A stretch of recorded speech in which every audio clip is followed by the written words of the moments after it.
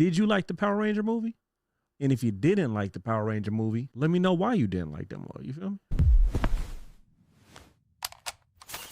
Angel Knot. Salutations to the nations. What's good, Angel Knots? It's your boy, Young Sinai. So we're going to be checking out Power Rangers, the movie, 1995. 20 weird facts that you did not know. And this video is brought to us by Movie Dude. So go ahead and make sure you go check him out. Let's see what this mother talking about.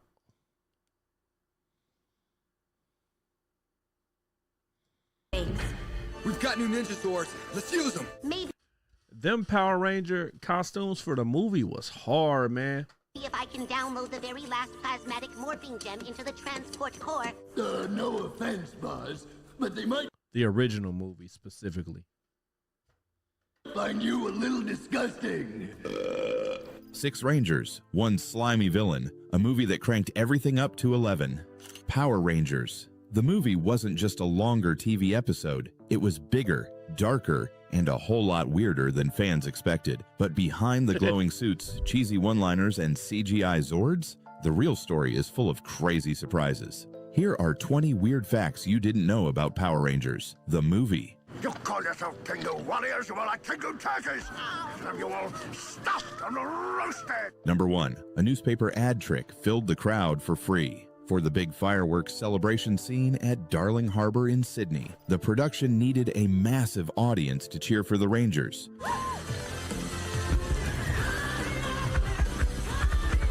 Instead of paying for hundreds of extras, they came up with a genius idea. Place an ad in the local newspaper inviting fans to be part of the movie. The ad promised a live Power Rangers appearance and a night of entertainment. That was smart.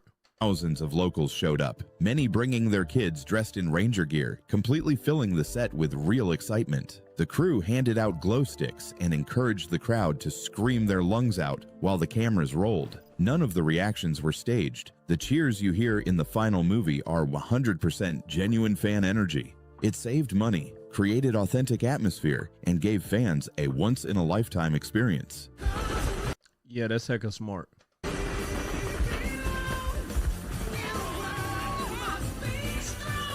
Number 2, this movie ditched the recycled Japanese footage. One of the biggest differences between Power Rangers, the movie, and the TV show is that not a single frame of Japanese Super Sentai footage was used. The series famously relied on action scenes from the Japanese show, cutting costs by splicing them with new American shot footage. For the movie, however, everything had to be filmed fresh. The battles, Zord fights, and special effects were...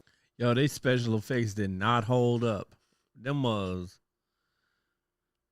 the costumes and stuff. Those are hard, but those special effects, they did not hold up good.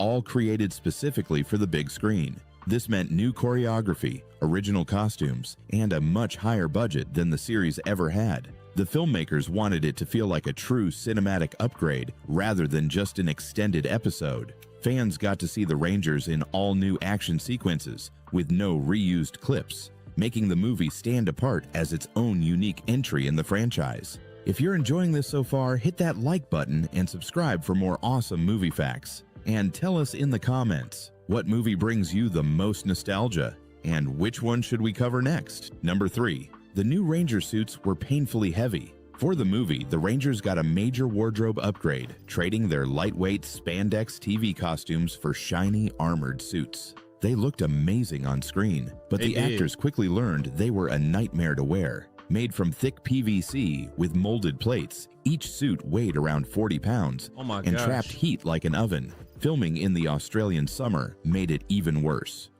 And to my understanding, they did not get paid a lot for the movie either. Temperatures soaring under the hot studio lights. The actors struggled to move, let alone perform stunts, while drenched in sweat. Some even had to take frequent breaks just to avoid overheating. Despite the discomfort, they powered through, giving fans the sleek, futuristic Ranger look that defined the movie. What looked like awesome battle armor on screen was, in reality, pure torture behind the scenes. The whole suit just looks much more powerful. Number 4. Billy lost his glasses for the movie. Fans of the TV series immediately noticed something different about Billy Cranston in the movie. His trademark glasses were gone. Actor David Yost had worn them for years on the show, but they were purely a costume piece and often caused him headaches during long shoots. When production for the film began, Yost asked the team to drop them, arguing that Billy had evolved into a more confident, tech-savvy ranger who didn't need the nerdy accessory anymore. Isn't that something that he had to plead his case to not wear glasses that he doesn't even wear in the first place? But something I'm confused about is, why did it give him headaches? Because couldn't he have just worn, just, if you just wear glasses, it's just glass. Does that give you a headache? I'm confused. The filmmakers agreed, and for the first time, Billy appeared without glasses, giving him a more mature look. Come on, Billy, give us some good news. I wish I could. I mean, we're talking about the command center's power core. This small change symbolized his growth from shy genius to full-fledged hero. While some longtime fans missed the glasses, most embraced the upgrade, seeing it as a subtle sign that Billy had leveled up for his big screen debut. It's Morphin Time! Triceratops! Number 5. Ivan Ooze's actor barely knew what Power Rangers was. Paul Freeman, the actor who brought the slimy villain That's like, never mind. Ivan Ooze to life, had no idea what Power Rangers was before signing on. Known for his serious work, including playing Belloc in Raiders of the Lost Ark, Freeman initially thought the project was bizarre when he saw the colorful costumes and over-the-top script. Instead of phoning it in, he decided to fully embrace the weirdness. He created a campy, theatrical version of Ivan Ooze that became the highlight of the movie. Despised, they call me Ivan Ooze. Freeman's commitment to the absurd tone gave the character a unique charm that fans still love. Even without knowing the franchise, he delivered a villain so memorable that he's often considered one of the best parts of the entire film. His performance proved that sometimes going all in on the weirdness makes a character truly iconic. Number 6. Ivan Ooze ad-libbed one of the funniest lines. One of Ivan Ooze's most memorable moments comes when he rants about everything he missed during his 6,000 years trapped in a hyperlock chamber.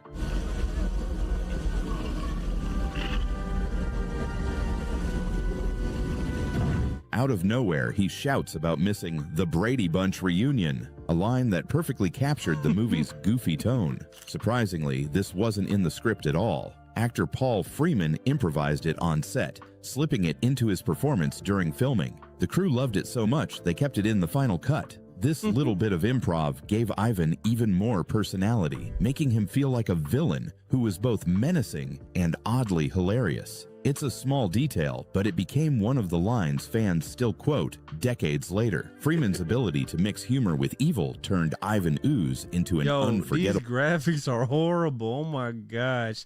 These graphics age so bad.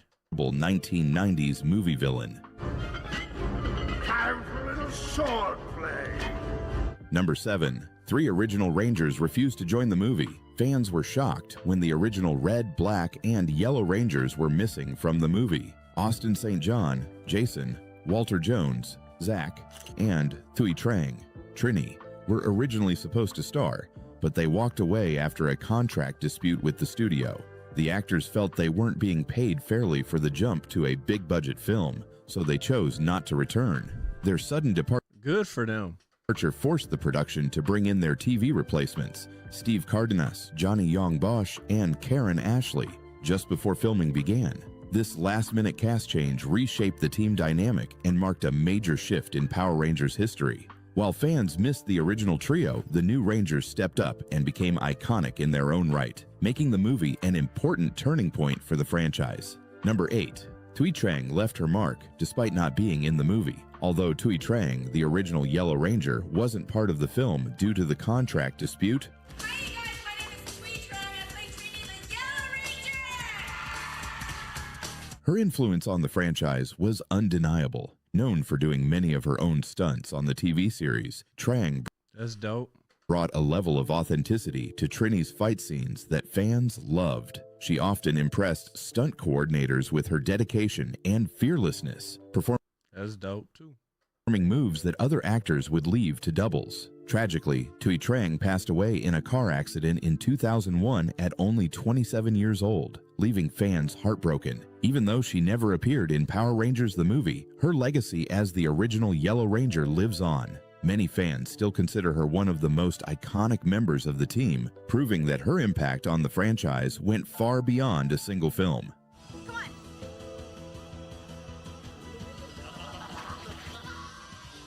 Number 9. Man, the putties are hecka stupid, man. If the putties and the foot soldiers, I'm gonna do this as a poll. I already know who's gonna win by landslide. The putties versus Ninja Turtles foot soldiers. Dude, the Ninja Turtles foot soldiers would wipe the ground with the putties. Like, oh my gosh, it'd be like no competition. Look at this idiot. Look at this buffoon. Look at this.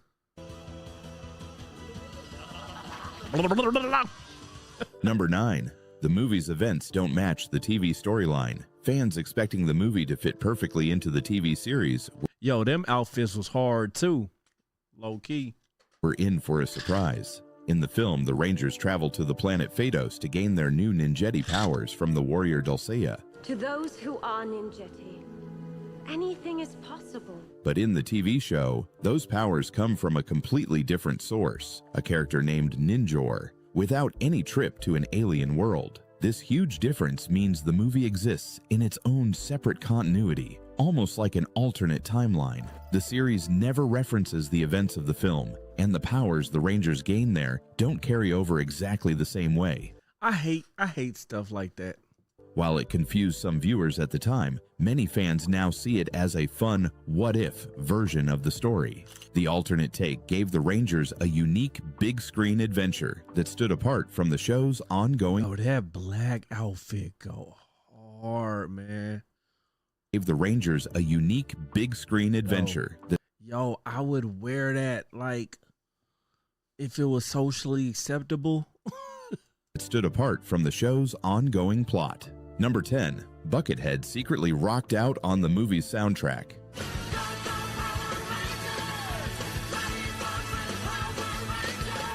The soundtrack for Power Rangers was packed with energy, but most fans don't know a famous guitarist helped shape its sound. Experimental guitarist Buckethead, known for wearing a KFC bucket on his head, played on several tracks, including the intense Firebird theme. His wild, fast-playing style gave the score an edgy rock twist that set it apart from the TV show's music. While he wasn't credited as a star contributor, his fingerprints are all over the guitar-heavy moments in the film. This unexpected collaboration added a layer of coolness to the soundtrack, making it stand out among other 90s kids' movie scores. Even if most fans didn't realize it, Buckethead's riffs helped power up the Rangers' big screen debut. Number 11. The Ranger suits were designed by a sci-fi veteran. For the movie, That's how I know I'm tired, man. I thought that mother said it was designed by a sci-fi vegetarian.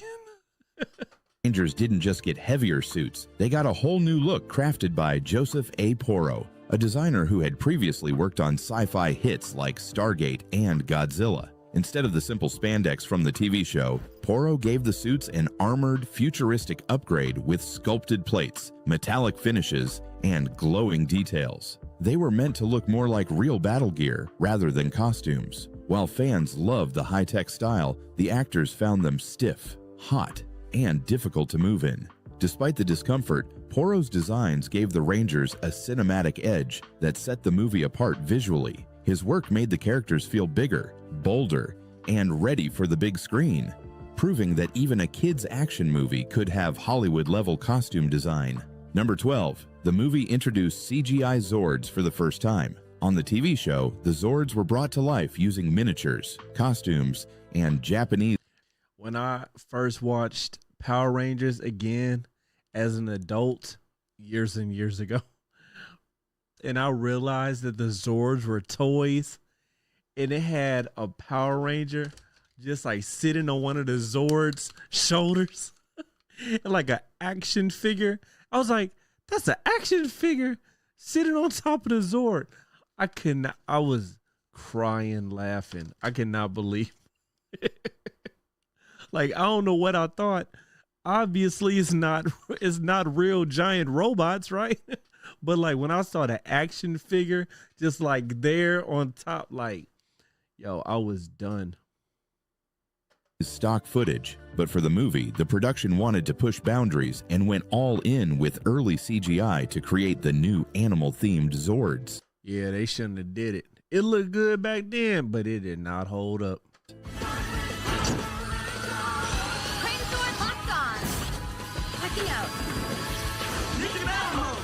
Yo, Pink Ranger said Wakanda forever. I'm out. Y'all saw that? Look. She say Wakanda forever. I'm out. Early CGI to create the new animal-themed Zords.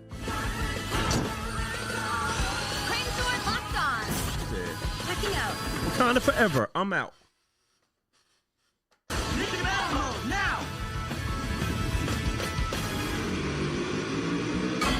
In 1995, this was cutting-edge technology, but it also meant the visuals looked a bit clunky compared to today's standards. At the time, though, audiences were amazed to see the Megazord fight in full 3D animation instead of the usual guy-in-a-suit battles. This was the first time the franchise used fully digital effects for its giant robots, and while critics weren't impressed, it was a bold move for a kids' movie. The CGI Zords gave Power Rangers, the movie, a unique look that set it apart from anything fans had seen on TV. Good idea. Let's do it.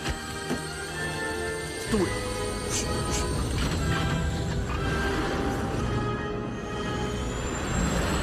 Number 13.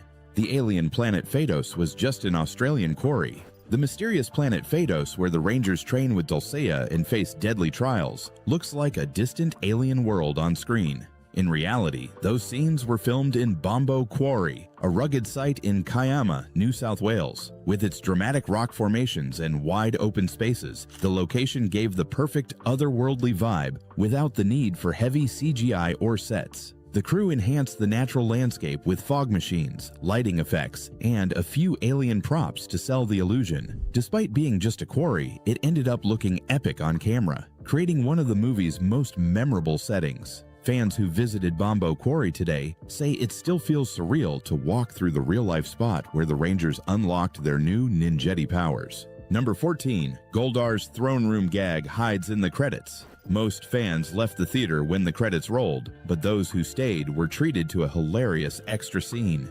Also, they pulled up like a Marvel end credits type thing. In it, Goldar is seen sitting on Lord Zedd's throne, pretending to be the new ruler of evil while enjoying his moment of power. Just as he declares himself in charge, Zedd and Rita walk in, catching him red-handed. The scene cuts off with chaos and laughter, ending the movie on a goofy note. This hidden gag was one of the earliest examples of a post-credit stinger in a kids' film, long before Marvel made it a trend. Yeah, that's all I'm saying. It perfectly fit Goldar's bumbling personality and gave fans who stayed until the very end a little bonus laugh after all the action.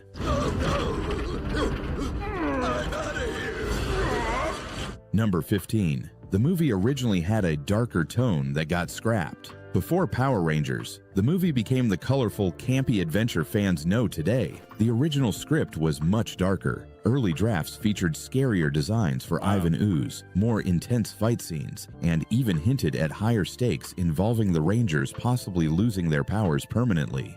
We're losing power.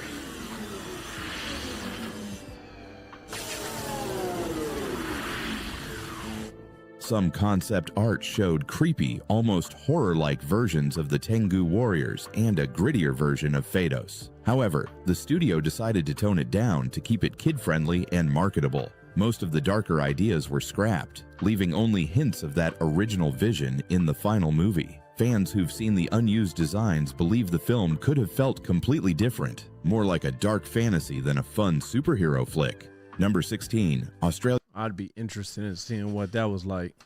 Stunt rules forced a whole new stunt team. Because the movie was filmed in Australia, strict union laws required all stunt performers to be local hires. This meant the experienced stunt team from the TV show couldn't be used. Instead, the production had to quickly recruit and train Australian martial artists and stunt professionals to handle the intense action scenes. The new team worked hard to match the unique Power That's dope that Australia has that law, you know, looking out for their own.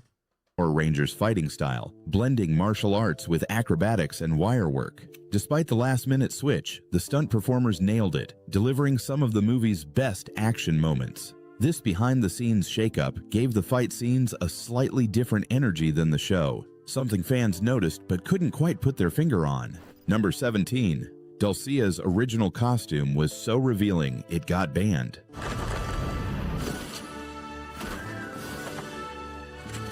It was more revealing than that? What was they thinking?